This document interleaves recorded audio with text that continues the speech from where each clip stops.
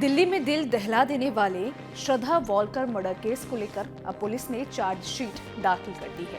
ये चार्जशीट 6,629 पन्नों की है। वहीं इस चार्जशीट में दिल्ली पुलिस ने कई सारे अहम खुलासे भी किए हैं, जिसमें कत्ल के पीछे का कारण भी बताया गया है। लेकिन अभी तक ये सवाल एक मिस्ट्री बना हुआ है कि आखिर श्रद्धा का वो नया दोस्त कौन था, जिसे लेकर पहले तो आफ्ताब का श्रद्धा के साथ झगड़ा हुआ था और फिर उसने श्रद्धा की पिटाई भी की थी और उसके बाद उसके शरीर को जल्लादों की तरह काट डाला। 6,629 पन्नों के इस चार्जशीट में अब इसका खुलासा हुआ है। सूत्रों के हवाले से जानकारी मिली है कि श्रद्धा वॉलकर अपने मुंबई में एक एप्लीकेशन ऐप का इस्तेमाल करती थी, जिसका नाम है बम्बल ऐप। ये एक सोशल और डेटिंग ऐप है जिस पर अनजान लोग एक दूसरे से दोस्ती करते हैं। इसी ऐप के जरिए उसकी मुलाकात हरियाणा के गुरुग्राम में रहने वाले एक शख्स से हुई थी। अब 17 मई 2022 को उसी दोस्त से वो मिलने के लिए गुरुग्राम जा रही थी। वो उस दिन सुबह ही घर से निकल गई थी। श्रद्धा पहली बार गुरुग्राम के इस दोस्त से मिलने निकली थी।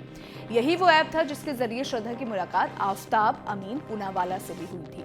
श्रद्धा उस दिन घर नहीं लौटी। आफ्ताब उसका इंतजार करता रहा। शायद वो फोन पर भी रिस्पॉन्ड नहीं कर रही थी। यही वजह थी कि वो पूरी रात परेशान था।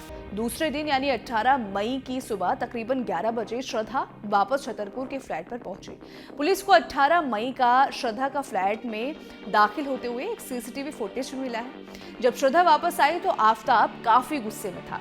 उसने पूछा कि वो रात में कहाँ थी। श्रद्धा ने कोई जवाब नहीं दिया।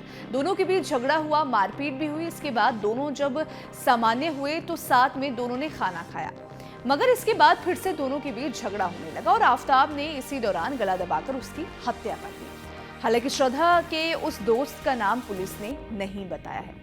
मंगलवार को दिल्ली पुलिस की संयुक्त पुलिस आयुक्त मीनू चौधरी ने जानकारी देते हुए बताया था कि इस मामले की जांच के लिए पुलिस की 9 टीमें बनाई गई थी। साथ ही एक एसआईटी का गठन भी किया गया था। इस केस की जांच का दायरा दिल्ली ही नहीं बल्कि 4 राज्यों तक फैला था, जिसमें दिल्ली के अलावा महाराष्ट्र, हरियाणा और हिमाचल प्रदेश भी शामिल है।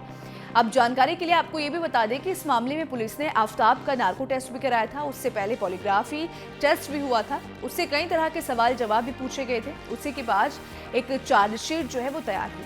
अब आफ्ताब ने चार्जशीट की एक कॉपी मांगी है।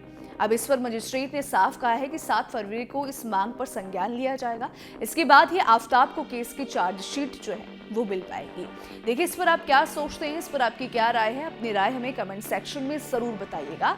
वीडियो पसंद आए तो वीडियो को लाइक शेयर करना बिल्कुल भी मत भूलिएगा। धन्यवाद।